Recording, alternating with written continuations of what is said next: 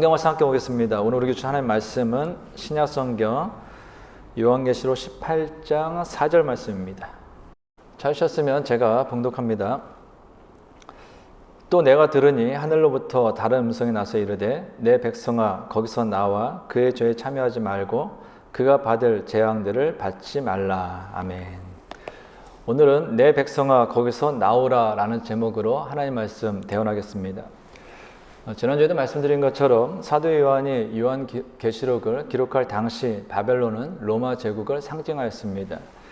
그러나 잘 아시는 것처럼 바벨론은 어느 특정 국가나 특정 세력만을 의미하는 것은 아닙니다. 이 바벨론이라는 것은 주님께서 이 땅에 다시 오시는 그 마지막 날까지 하나님을 대적하고 성도들을 핍박하고 박해하고 또한 성도들로 하여금 하나님을 떠나 우상을 섬기도록 하는 모든 세력, 즉 적 그리스도를 의미합니다. 오늘 본문은 이와 같은 바벨론이 결국에는 하나님의 심판을 받아 멸망할 것을 대해서 기록하고 있습니다. 오늘 본문 1절, 2절입니다. 2일 후에 다른 천사가 하늘에서 내려오는 것을 보니 큰 권세를 가졌는데 그의 영광으로 땅이 환하여지더라. 힘찬 음성을 외쳐 이르되 무너졌도다 무너졌도다 큰 성 바벨론이여 귀신의 처소와 각종 더러운 영이 모이는 곳과 각종 더럽고 가증한 새들이 모이는 곳이 되었도다. 큰 권세를 가진 천사가 내려와 무너졌도다 무너졌도다 큰 성 바벨론이여 라고 큰 음성으로 외쳤습니다. 여기서 말씀드린 것은 이 바벨론은 물론 이 당시에는 로마 제국을 의미합니다. 그런데 천사가 외친 내용을 보면은 무너질 것이다 무너질 것이다, 로마 제국이 결국에는 무너질 것이다 무너질 것이다 라고 이야기하는 것이 아니라 이미 무너졌도다 무너졌도다 라는 과거형으로 표현하고 있는 것을 보게 됩니다. 근데 당시 이 로마 제국은 최전성기를 구가하고 있었던 시대입니다. 수많은 나라를 다스리고 수많은 나라를 지배하고 세계 인구의 5분의 1을 지배할 정도로 막강한 그 영향을 끼치고 있던 시대라는 것입니다. 그러므로 어찌 보면 로마 제국이 멸망할 것이다, 무너질 것이다 라는 것은 상상하기 어려울 시대입니다. 그럼에도 불구하고 지금 천사는 이 로마 제국이 무너졌도다, 무너졌도다 과거형으로 이야기하고 있다라는 것입니다. 그렇다면 이 바벨론을 상징하는 로마 제국이 무너질 것이다 라는 미래형으로 표현하지 않고 이미 무너졌도다 라는 과거형으로 표현한 이유는 무엇일까요? 그것은 이 로마 제국이 지금 아무리 최전성기를 구가하고 있다 할지라도 반드시 하나님 안에서 확실하게 멸망할 것이기 때문에 과거형으로 표현한 것입니다. 이러한 표현을 우리가 흔히 신적 과거라고 이야기하는데요. 그 당시에는 그 일이 미래의 일이지만 그것이 완성된 시점에서 보면은 과거의 일이기 때문에 그렇습니다. 우리들은 이러한 표현들을 성경에서 좀 많이 보게 되는데요. 로마서 8장 30절입니다. 또 미리 정하신 그들을 또한 부르시고 부르신 그들을 또한 의롭다 하시고 의롭다 하신 그들을 또한 영화롭게 하셨느니라. 이 구절은 하나님께서 우리를 택하시고 구원하시는 그 과정을 이야기하는 겁니다. 근데 하나님께서 우리를 구원하기로 정하신 일, 또한 부르신 일, 의롭다 하신 일은 모두 과거 일이에요. 하나님께서 먼저 우리를 정하셨죠. 그리고 부르셨죠. 그리고 예수 그리스도를 믿음으로 의롭다 하셨습니다. 그런데 영화롭게 하는 것은 이거는 나중의 일이에요. 이 영화롭게 되는 것은 나중에 하나님 나라에서 하나님 안에서 부활하신 예수 그리스도와 함께 우리가 영화롭게 된다라는 것입니다. 그러니까 이것은 일어나지가 않은 일이에요. 그럼에도 불구하고 성경은 지금 무엇이라 표현하고 있습니까? 영화롭게 하셨다라는 거예요. 뭐 정하시고 부르시고 의롭다 하신 이와 같이 이 영화롭게 하셨다라는 것 역시 과거형으로 표현하고 있다라는 것입니다. 무엇을 얘기하는 거예요? 하나님께서 반드시 당신의 백성, 당신의 정하신 백성, 당신의 부르신 백성, 당신의 구원 안에서 의롭다 하신 그 백성들을 반드시 영화롭게 하실 것이기 때문에 영화롭게 하셨다라고 과거로 표현하고 있다라는 것입니다. 무엇을 이야기하냐면은 하나님께서 성경을 통해서 우리에게 하신 모든 말씀은 반드시 확실히 이루신다라는 것입니다. 그것이 우리에게 소망이 되는 거예요. 아무리 당장에는 큰 성 바벨론 같은 제국이 하나님을 대적하고 예수 그리스도를 믿는 성도들 핍박하고 박해하고 심지어 하나님으로부터 멀어지게 하고 우상을 섬기게 한다 할지라도 우리가 그럼에도 불구하고 끝까지 인내하며 믿음을 지킬 수 있는 이유 무엇이냐? 하나님 안에서 결국 그들은 심판을 받아 멸망할 것을 우리는 알고 있기 때문입니다.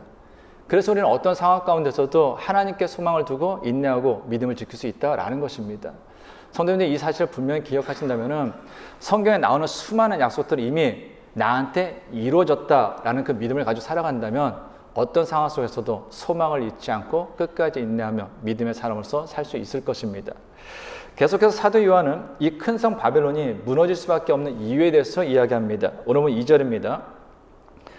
힘찬 음성을 외쳐 이르되 무너졌도다 무너졌도다 큰 성 바벨론이요 귀신의 처소와 각종 더러운 영이 모이는 곳과 각종 더럽고 가증한 새들이 모이는 곳이 되었도다.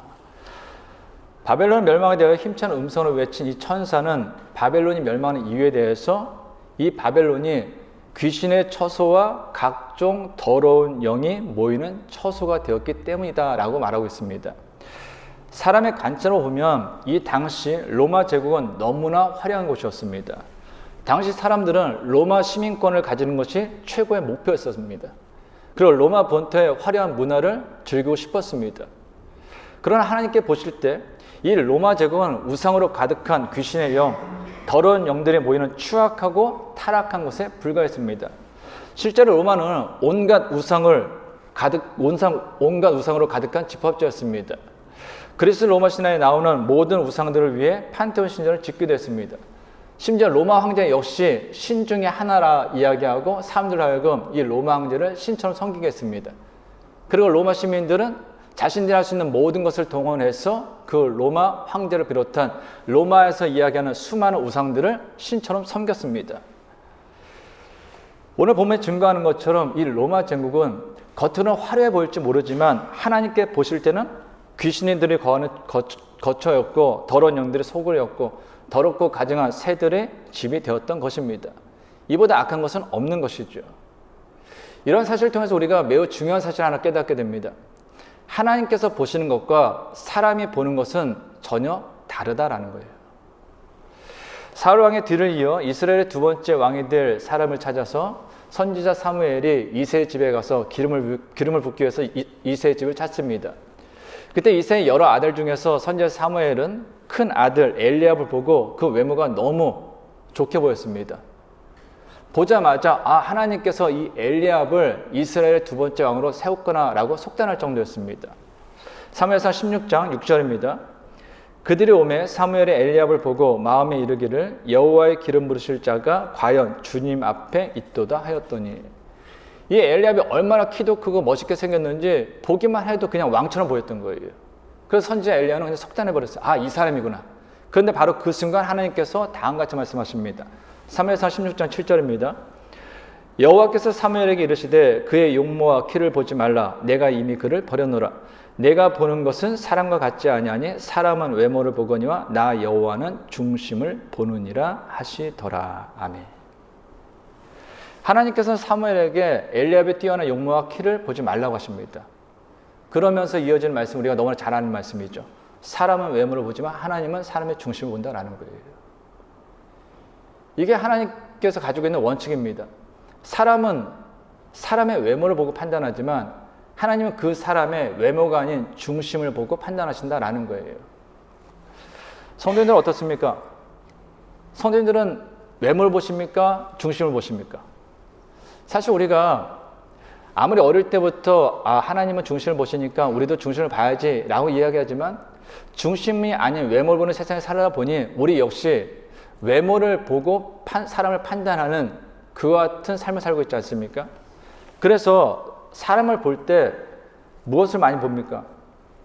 이 사람이 어떻게 생겼는지, 키가 어떤지, 외모가 멋있는지, 옷은 어떤 거 입었는지, 심지어는 브랜드는 무엇인지, 대학은 어디 나왔는지, 지금 직장은 어디 다니는지, 연봉은 얼마나 되는지, 사는 지역은 어디인지, 출신 지역은 어디인지, 부모는 누구인지, 심지어 피부색은 어떤지 이런 걸 통해서 사람을 판단하지 않습니까?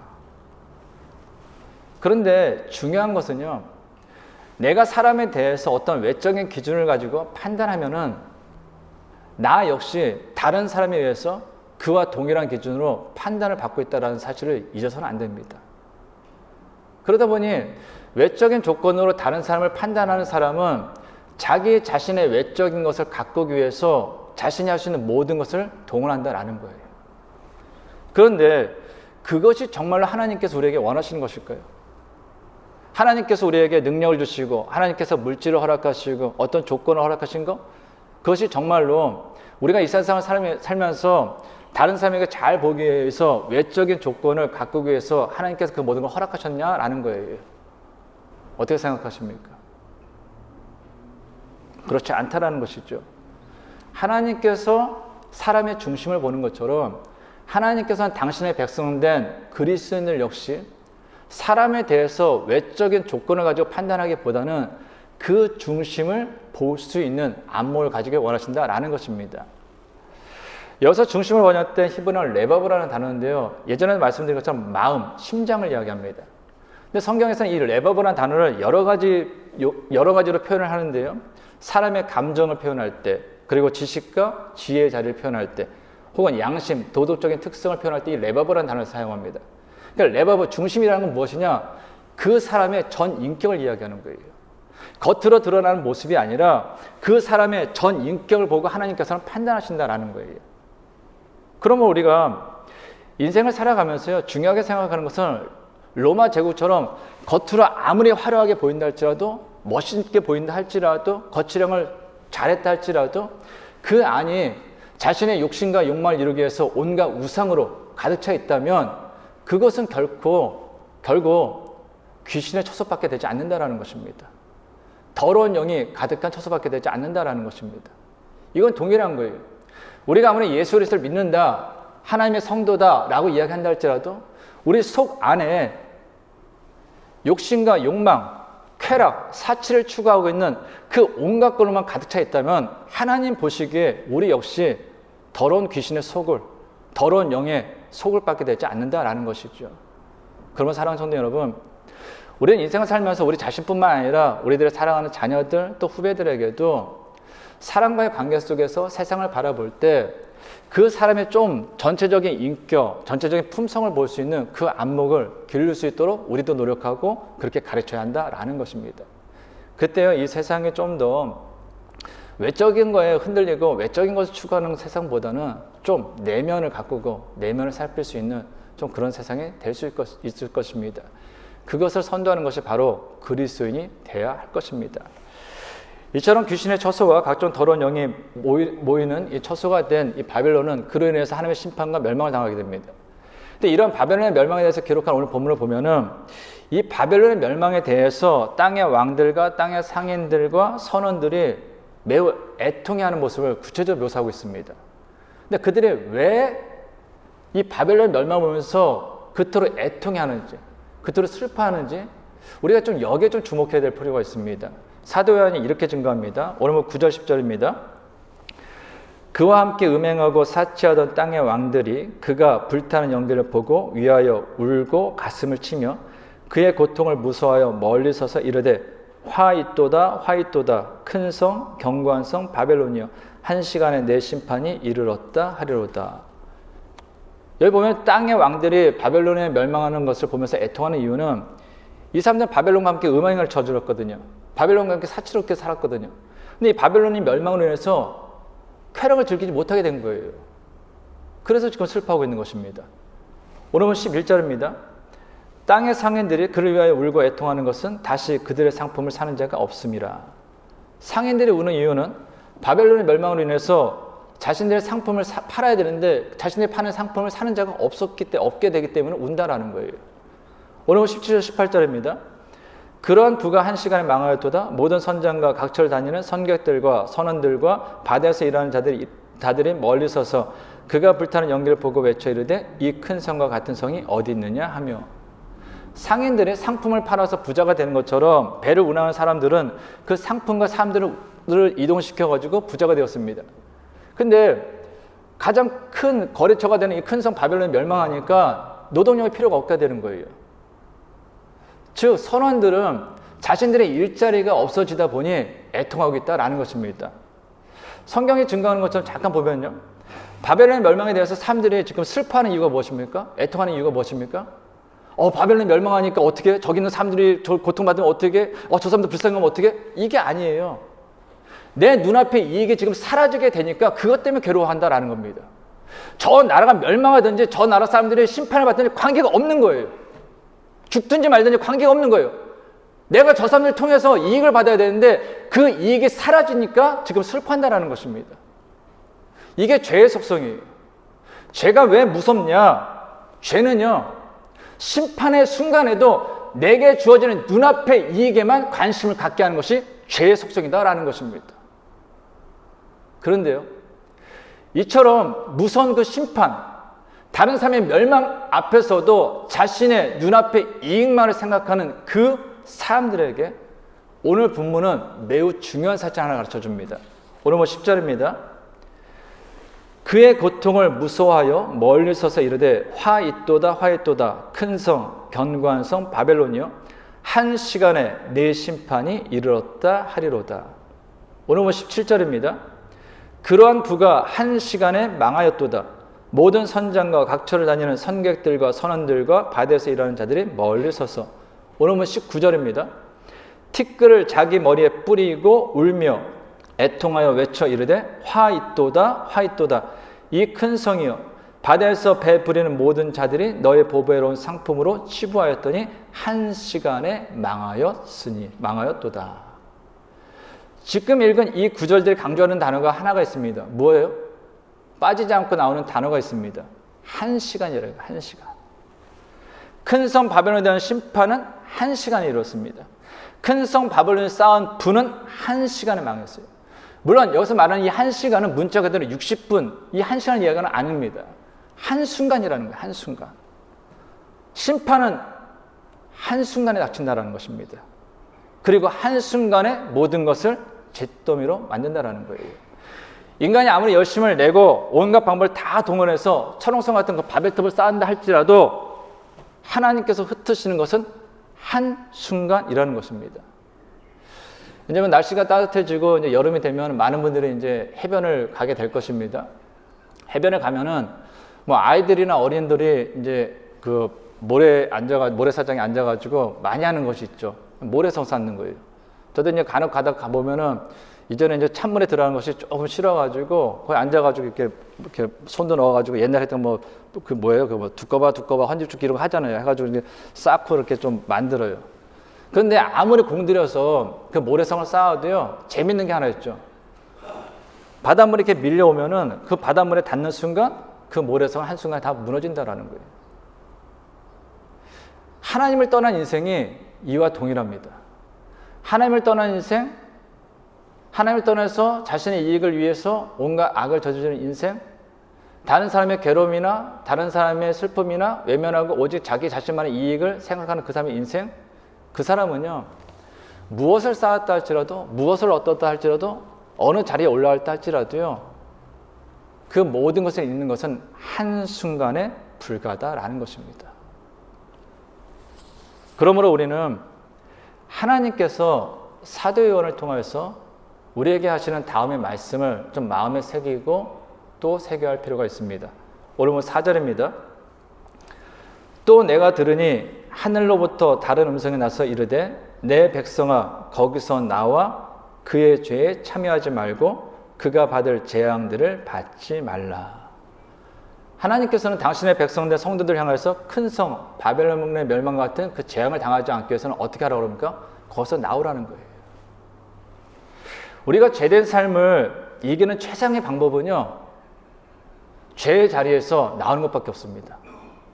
죄를 즐기는 사람들 그 자리에서 나오는 것 외에는 없어요. 불과 얼마 전까지만 해도 한국은 마약과는 좀 거리가 먼 자유로운 도시인지 알았습니다. 자유로운 나라인지 알았죠. 근데 최근에도 한국에서 마약으로 인해서 좀 문제가 생겼고 마약에 밀수입이 많이 된다라는 것을 이야기 보게 됩니다. 지금 한국은 마약에서 더 이상 자유로울 수 없다라고 얘기해요. 너무나 쉽게 구할 수 있다라고 얘기합니다. 저도 들으니까 카톡 SNS 페이스북 같은 거 있잖아요. 그걸 또 마약을 너무나 쉽게 구할 수 있다라는 거예요. 심지어 마약도 이렇게 최상품이 있고 좀 이렇게 좀 싸구려도 있다고 그러더라고요. 근데 가장 싼 거는 한 2만 원만 줘도 구할 수 있답니다. 그러니까 문제는 무엇이냐? 가격이 싸지고 쉽게 구할 수 있으니까요. 10대, 20대 마약류 사범이 점점 증가하고 있다는 것입니다. 통계를 보니까요. 학생들의 경우입니다. 학생의 경우 2018년 140명이었던 것이 2019년에 195명, 2020년에 323년, 작년 2021년에 346명으로 매년 증가했대요. 그러니까 전체 마약류 사범이 31% 증가할 때 학생 마약류 사범은 147%가 증가했다고 합니다. 이처럼 한국도 마약에 대해서 이제는 자유로울 수 없어요. 그런데 마약과 관련해서 많은 사람들이 착각하는 것이 하나 있습니다. 뭘 것 같으세요? 여러분들은 마약하면 어떤 생각하십니까? 목사님 그런 얘기 하지 마세요. 저랑은 관계없는 일입니다. 제가 마약할 일은 없습니다. 이거예요. 그런데 마약에 중독됐다가 감옥도 몇 번 갔다가 치료된 사람들이 이야기하는 공통점이 하나 있어요. 무엇이냐? 누구나 마약에 대해서 자유로울 수 없다라는 것입니다. 다만 주위에 마약을 하는 사람이 있느냐 없느냐의 차이만 있다라는 것입니다. 무슨 얘기예요? 마약을 하는 사람과 그렇지 않은 사람의 차이는요, 주위에 마약을 하는 사람이 있었느냐 그렇지 않느냐의 차이밖에 없다라는 거예요. 만일 주위에 마약을 하는 사람이 있고 계속해서 그 사람과 함께하면 누구든지 마약에 빠질 수 있는 가능성은 다 있다라는 것입니다. 그래서요, 죄를 짓지 않기 위해서는 죄가 있는 곳에서 나가는 방법밖에 없습니다. 누군가 마약을 하고 있다? 그럼 내가 마약에서 자유로우면 마약하는 곳에서 나와야 돼요. 누군가 육체적인 쾌락에 빠져있다? 그럼 거기서 빠져나오는 수밖에 없어요. 우리는 이러한 모습을 성경에 나오는 요셉을 통해서 잘 알고 있죠. 형들에서 요셉은 애굽의 노예로 팔려갑니다. 애굽의 노예로 팔려간 이 요셉은 보디발이라는 사람의 집에서 종사를 하죠. 너무나 열심히 잘 했습니다. 근데 외모가 괜찮았던 것 같아요. 그때 어느 날부터 주인의 아내가 이 요셉을 유혹하기 시작합니다. 그때 요셉이 취한 행동에 대해서 성경에 다음에 세 가지로 증거합니다. 창세기 39장 7절 8절 상반절입니다. 그 후에 그의 주인의 아내가 요셉에게 눈짓하다가 동침하기를 청하니 요셉이 거절하며. 첫 번째, 요셉이 주인의 아내의 유혹을 거절하기 위해서 어떻게 합니까? 유혹에서 벗어나기 위해서 어떻게 해요? 거절했다라는 거예요. 내가 그냥 말로 주인 아니면 안 됩니다 이게 아니에요. 이 거절하는 이 단어는 히브리어로 마인이라는 단어인데요, 굉장히 강조형입니다. 단호하게 안 됩니다. 이러시면 안 됩니다. 이렇게 크게 한 거예요. 근데 이미 여인은 정욕의 노예가 되다 보니까 그 말이 들려오지 않아요. 오히려 요셉이 안 돼요 하면은 안 돼요 돼요 이렇게 바뀌겠지? 점점 더 유혹하는 거예요. 예? 그래서 요셉이 그 다음부터 어떻게 하냐? 이 주인의 아내와는 함께 있지도 않기 시작합니다. 창세기 39장 10절입니다. 여인 날마다 요셉에게 청하였으나 요셉이 듣지 아니하여 동침하지 아니할 뿐더러 함께 있지도 아니하니라. 생각해 보세요. 저 사람이 나를 유혹하는 걸 알고 있어요. 거절했어요. 그런데도 이 사람은 계속 유혹해요. 근데 내가 그 사람과 함께 있다는 건 무엇을 얘기할까요? 내 마음 한편에도 약간 동하는 마음이 있다라는 거예요. 벗어나면 되는데 벗어나지 않고 계속 있게 되는 거거든요. 근데 요셉은 단호했어요. 내가 하나님 앞에서 이 죄를 지면 안 됐지 해가지고 그는 함께 있지도 않았다라는 거예요. 단호하게 거절하고 함께 있지도 않았습니다. 그럼에도 불구하고 이 정욕의 노예가 된 이 여인은 계속해서 온갖 수단과 방법을 동원해서라도 이 요셉을 계속해서 유혹합니다. 결국 이 요셉의 마지막으로 취한 행동이 무엇이냐? 창세기 39장 12절입니다. 그 여인이 그의 옷을 잡고 이르되 나와 동침하자. 그러나 요셉이 자기의 옷을 그 여인의 손에 버려두고 밖으로 나가며. 어떻게 했다고요? 나가는 수밖에 없는 거예요. 죄에서 벗어나는 방법은 그 자리에서 떠나는 것 외에는 없습니다. 예전에 그런 얘기를 들은 적이 있습니다. 목회자들이 이제 목회를 할 때 이제 가장 조심해야 될 것 중에 두 가지가 돈이랑 여자예요. 돈이랑 여자를 조심해라. 그래서 목회를 시작할 때 되면 선배님들 그런 얘기 많이 하거든요. 그래서 저는 그래서 돈과 여자를 조심해라. 그래, 돈 여자를 조심해야지. 돈 여자를 조심해라. 이렇게 생각을 하거든요. 근데 그러면서 그런 얘기 한 번 하시더라고요. 어떤 젊은 여인이 신방을 해달라고 했대요. 저는 그래서 항상 신방을 하든 뭐든 할 때 와이프랑 같이 가는데요. 신방을 해달라서 갔대요. 갔는데 주사님 불렀는데 거기서 밖에 나오지 않고 목사님 들어오세요 그러더래요. 들어왔더니 이 여자가 그 속옷 차림에다 이렇게 있잖아요. 가운이라고 그러나요? 그런 것도 있잖아요. 그런 거 거들이라고 그래요. 그것만 입고서 있는 거예요. 목사님이 깜짝 놀라가지고 이걸 어떻게 해야 되나 난감하지 않겠습니까? 목사님이 나가려고 하니까 이 여인이 또 그러는 거예요. 목사님 나가시면 나 소리 지른다고. 그렇잖아요. 저 목사님이 와가지고 나 겁탈하려고 했습니다 하면은 남자인 목사님 얘기를 사람들이 믿겠어요? 여자인 이 여자 얘기를 듣겠어요? 목사님이 억울한 누명을 쓰고서 완전히 성추행, 성폭행범이 될 수도 있는 상황이에요. 그래서 이 목사님이 딱 한 가지 하셨대요. 무릎 꿇었대요.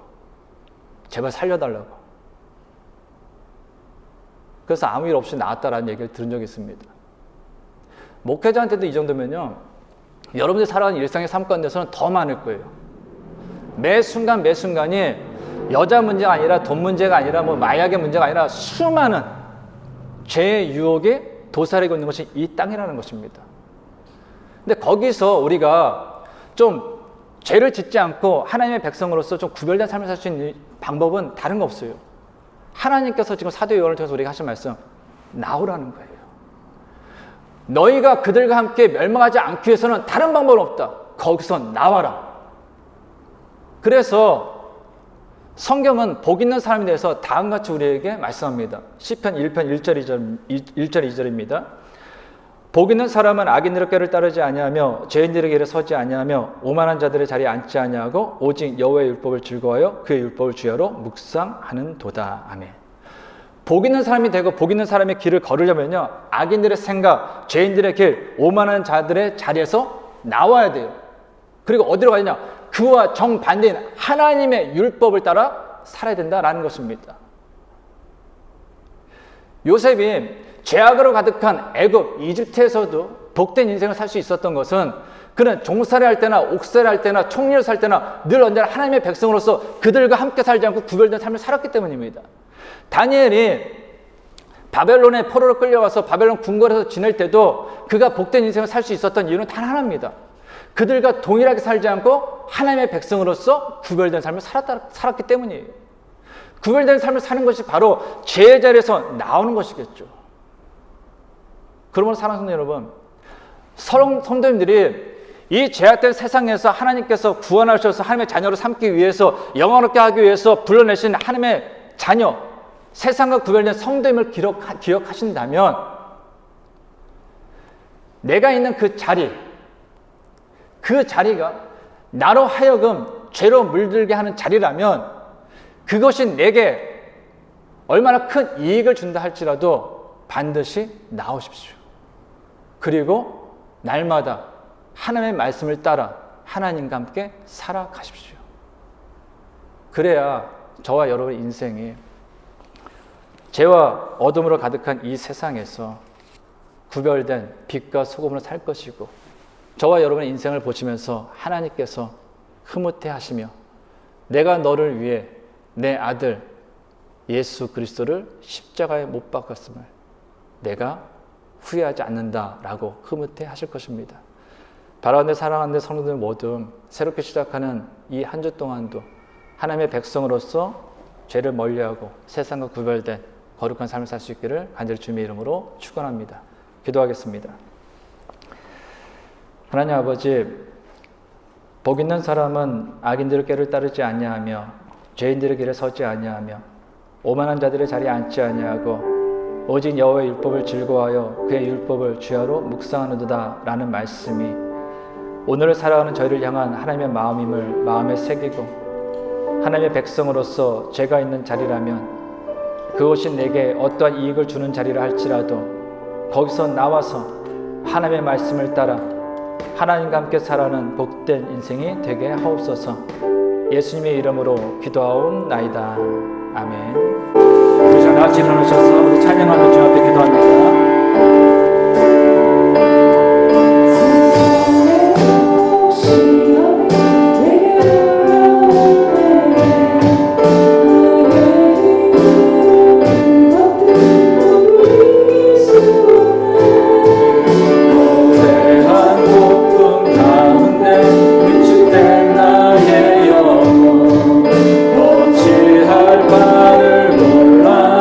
헤매이고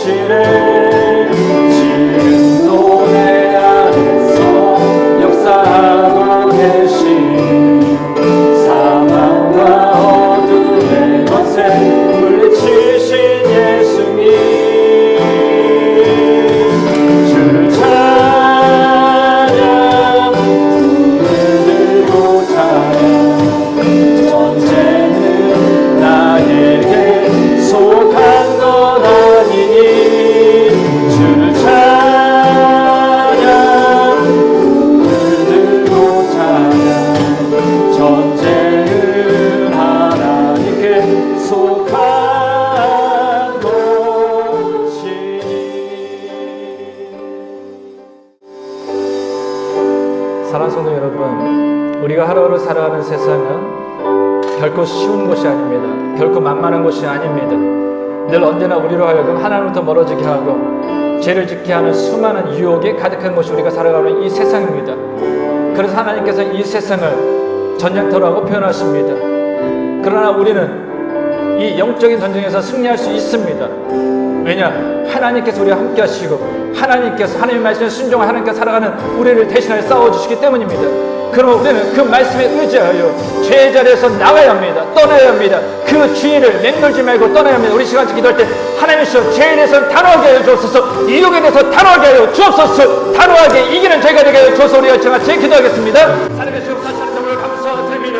하나님께서 이 세상은 참으로 어둡습니다. 이 세상은 참으로 많은 죄악들이 가득하고 이 세상은 참으로 많은 유혹들이 이 동서리고 있사옵나이다. 하나님께서 이 세상 가운데서 우리가 진리로 싸워서 이길 수 있는 방법은 우리가 그것을 떠나는 것이옵나이다. 그 죄자리에서 벗어나는 것이옵나이다. 그리고 오직 하나님의 말씀을 순종하여 하나님의 말씀을 따라 살아가는 것이옵나이다.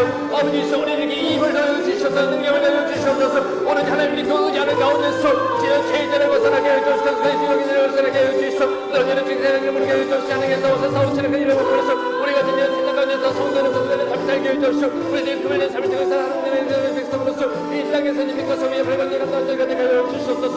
그래서 하나님이시여 멸망하는 멸망의 심판까지 우리가 같은 재앙을 받는 것이 아니라 주의 하나님의 나라에서 영광의 승리의 기쁨을 누리게 하여 주시오. 이 땅에서 제일 가운데는 그 탄을 오히려 도저히 복음을 전하면서 그들의 죄들에서 벗어나올 수 인도할 수 있는 하나님의 자녀들 하나님의 거룩한 백성들 될수 있도록 주여 우리를 사용하여 주시옵소서.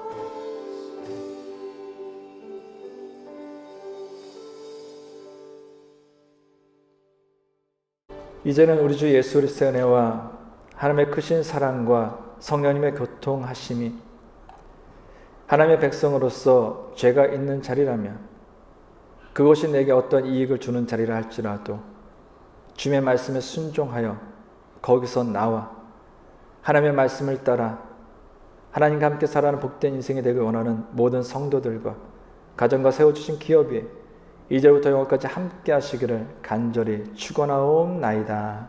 아멘.